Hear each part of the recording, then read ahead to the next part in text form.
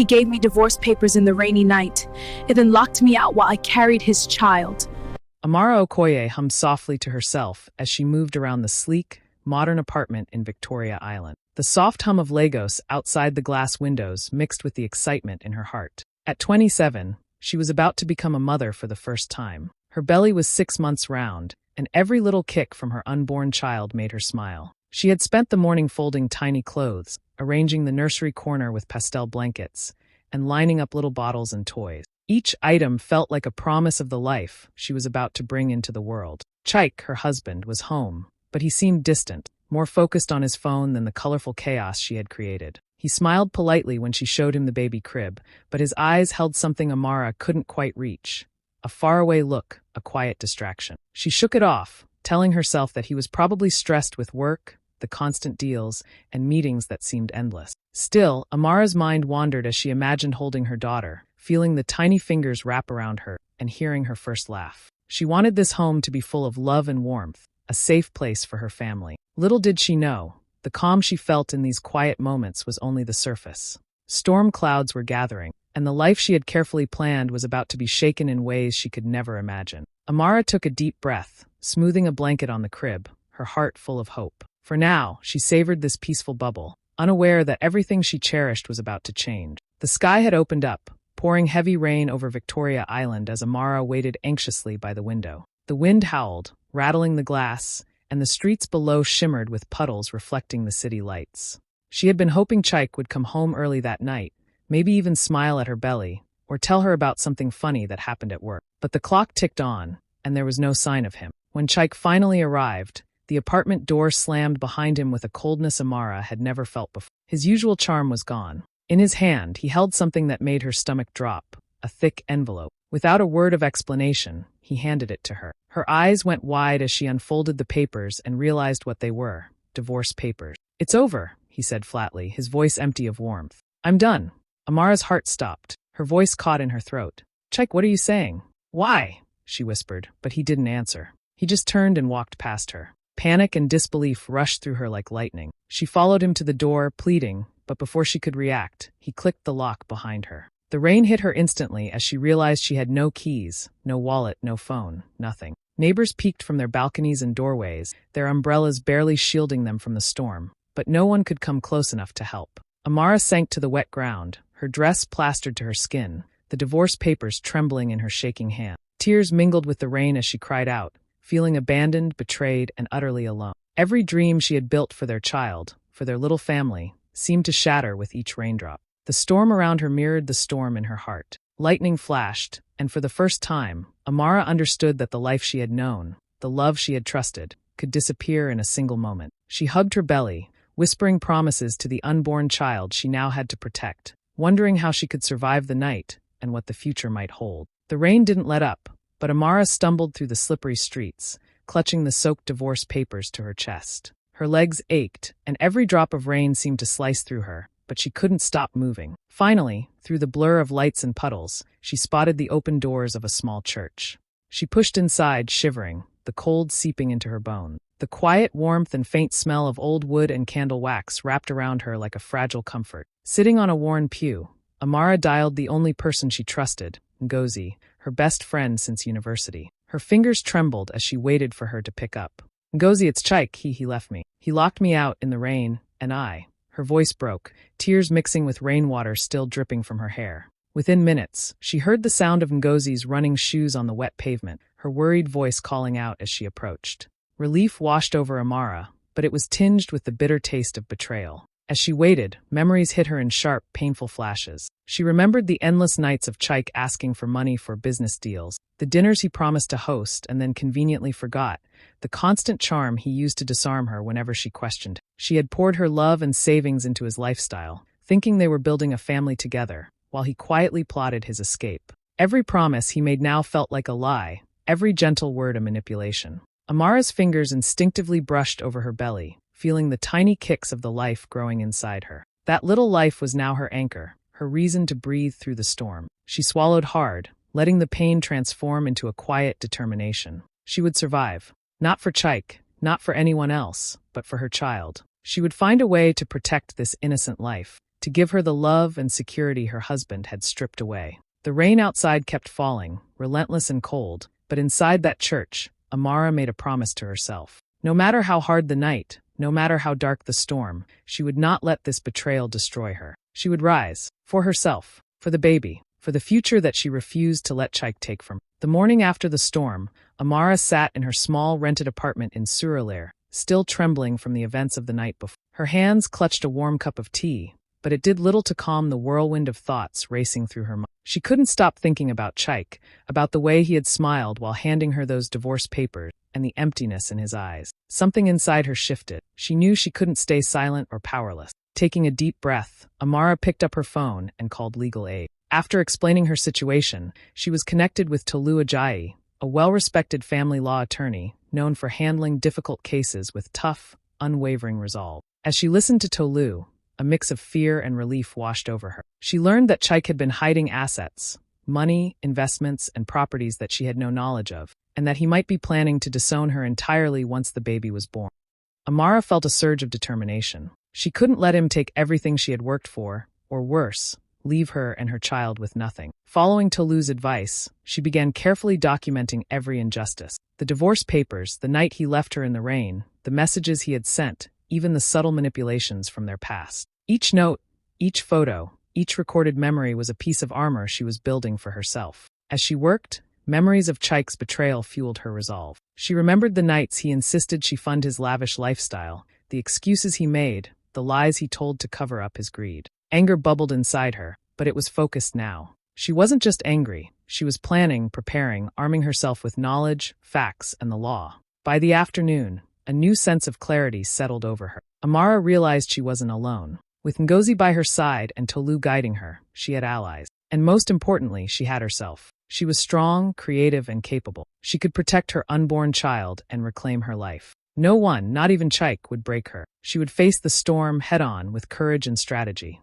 And for the first time since that rainy night, Amara felt a spark of hope, a feeling that she could survive, fight back, and rise stronger than ever. Amara stepped into her new apartment in Suralere, taking in the modest space with a mixture of relief and quiet pride. It wasn't the luxurious Victoria Island flat she had shared with Chaik, but it was safe, warm, and hers to control. The fresh paint still smelled faintly of home, and the small balcony overlooked a lively street filled with neighbors going about their day. For the first time in weeks, Amara felt a tiny sense of peace. She could finally breathe without fear of betrayal knocking at her door. She unpacked her few belongings, arranging them neatly, and set up her laptop. Her work as a social media consultant could be done remotely, giving her flexibility while also building financial independence.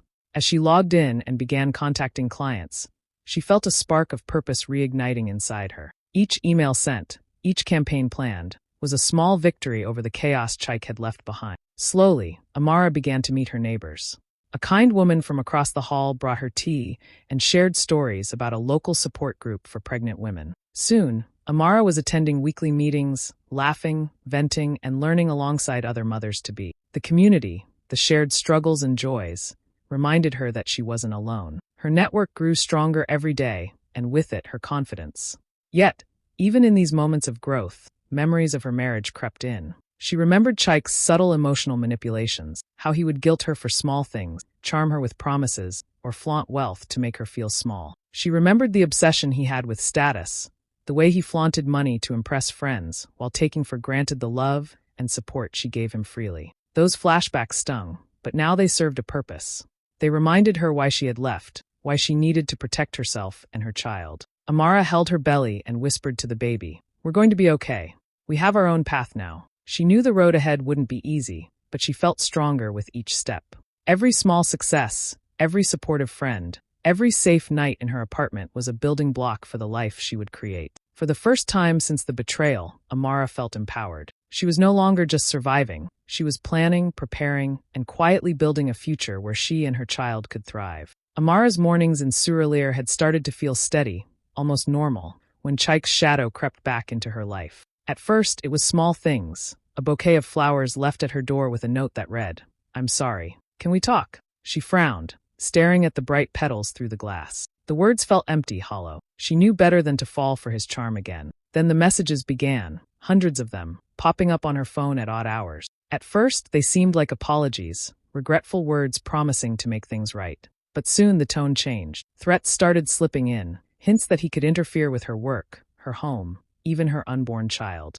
"Don't forget, the baby belongs to me too," one message read. "Think carefully about your next move." Anger bubbled inside Amara, but it was tempered with clarity. She wasn't a frightened girl anymore. She was a mother-to-be, determined to protect her child. With a steady hand, Amara blocked his number, refusing to give him the power to disturb her peace. She deleted his messages, tucked the threats away in a mental file for later, and focused on what she could control. Her work, her safety, her baby, they were hers alone. Chaik's attempts at intimidation only strengthened her resolve. Late at night, when the apartment was quiet and the city's hum softened, Amara sat with her laptop and notebook, sketching out ideas for her future. She began planning her comeback strategy, how to build a stable, thriving life where Chaik had no influence. She researched maternal care programs, social media opportunities, and ways to grow her consultancy. Each note she wrote, each plan she drafted, was a piece of armor, a shield against the man who had once tried to break her. Amara realized something important. She didn't need Chaik's approval or mercy. She had her intelligence, her courage, and her child to motivate her. The more he tried to control her, the more determined she became.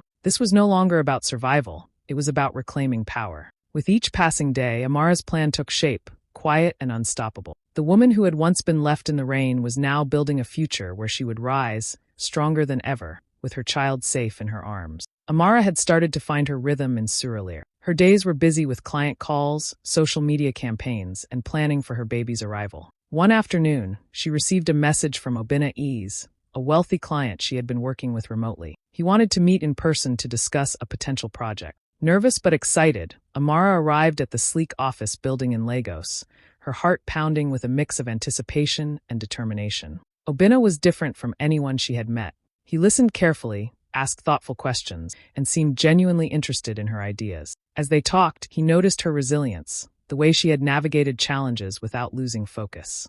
"You're sharp, creative, and strong," he said. "I see potential not just for this project, but for much bigger ventures. I'd like to mentor you and introduce you to networks that can help you grow." Amara felt a spark of hope she hadn't experienced in months. For the first time since Chaik's betrayal, someone saw her not as a victim, but as a capable, intelligent woman. Inspired, Amara began sketching ideas for a sustainable maternal care startup. She thought about the struggles she had faced, being abandoned while pregnant, lacking support, feeling vulnerable, and knew there were other women out there who could benefit from guidance, products, and emotional support. Her startup would focus on empowering mothers, providing resources, and building a safe, supportive community. Every detail she planned made her feel stronger and more in control of her life. Meanwhile, Chaik continued to believe that Amara would crumble under the weight of betrayal.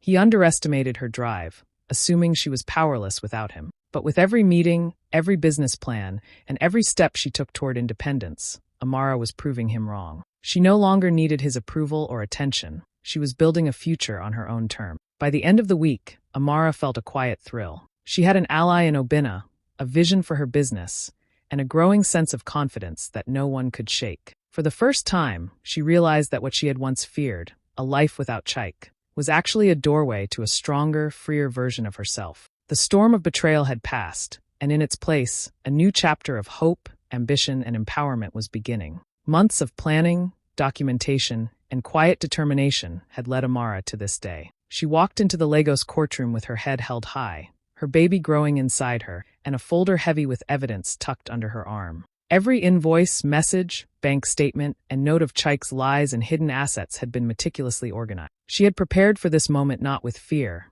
but with a sense of purpose, to protect herself and her child, and to finally hold Chaik accountable. As the proceedings began, Chaik's usual confidence was on display at first. He tried to charm the judge, his friends, and even his family who had come to watch. But when Tolu Ajayi, Amara's lawyer, presented the evidence, showing how he had concealed funds, manipulated her, and attempted to disown both her and the baby, his arrogance started to crack. The courtroom murmured as details of his deceit unfolded. The offshore accounts, the secret properties, the lies he had spun to make himself appear generous while draining her resources. Amara listened quietly, feeling a mixture of nerves and triumph. Each revelation was a small victory, a reminder that she had not been powerless. When the judge finally spoke, ordering temporary financial support and officially recognizing her rights as a mother-to-be, a wave of relief and pride washed over her. She looked at Chaik, once so sure of himself, and now visibly shaken. His friends avoided eye contact, his family exchanged worried glances, and for the first time, he had no words to defend himself. In that moment, Amara felt a surge of independence and strength. The betrayal, the fear, the cold nights alone, they had all led her here. She realized she didn't need anyone's approval, not even Chaik's, to stand tall. The courtroom wasn't just a place of law. It was a stage for her courage, resilience, and unshakable resolve. As she left the courtroom, papers in hand, she breathed in the Lagos air like a new beginning. She had reclaimed her power, protected her unborn child, and shown the world that betrayal could not define her. For the first time in months, Amara felt truly free. She was ready to step into the next chapter of her life, independent, strong, and unstoppable. The day Amara had been waiting for finally arrived. In the quiet of a clean, bright hospital room, surrounded by caring nurses and the gentle hum of life-saving machines, she gave birth to a healthy baby girl. The moment Adiz cried for the first time, Amara felt a surge of joy so powerful it washed away all the fear and pain of the past month. Holding her daughter close, she whispered softly, "You are my strength, my reason." Every kick she had felt in the womb, every sleepless night, every tear shed in the rain, it had all led to this moment of pure love. Just as she was settling into this new chapter, Chaik appeared at the hospital. His face was a mixture of regret and expectation, as if he thought he could charm his way back into their lives. He approached slowly, hands open in apology, trying to reach out to Adiz. Amara looked at him calmly, her heart steady and strong. "Chaik," she said, her voice firm, "I've moved on. This child, this life, is mine to protect. Your time to control me is over." His arrogance faltered, and he had nothing more to say. In the weeks that followed, Amara immersed herself fully in her new life. She expanded her maternal care startup, using her experiences to guide and empower other women facing marital betrayal or financial abuse.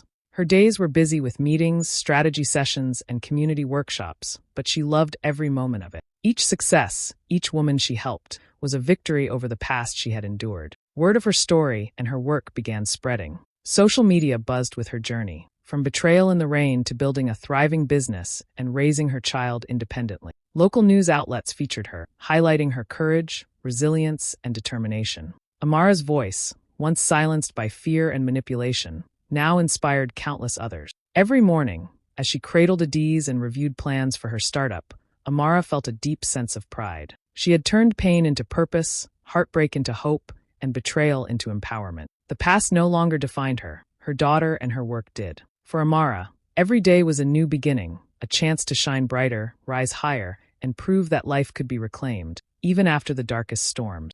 The air was filled with laughter, music, and the sweet smell of cake as Amara watched her daughter, Adiz, giggle and clap for her very first birthday. Friends, neighbors, and her mentor Obina surrounded them, smiling and celebrating the little life that had brought so much joy and strength into Amara's world. Balloons in bright colors floated across the room, and the sounds of children playing blended with cheerful chatter. As she held Adiz close, Amara felt a deep sense of pride. This was not just a birthday. It was a celebration of survival, courage, and new beginnings. Across town, Chaik sat alone, scrolling through photos and videos of the celebration he wasn't invited to. The realization hit him hard. He had lost everything. The family he tried to control, the life he assumed he could dictate, and the love he thought he owned, all gone. Meanwhile, Amara radiated happiness and strength, untouched by his absence.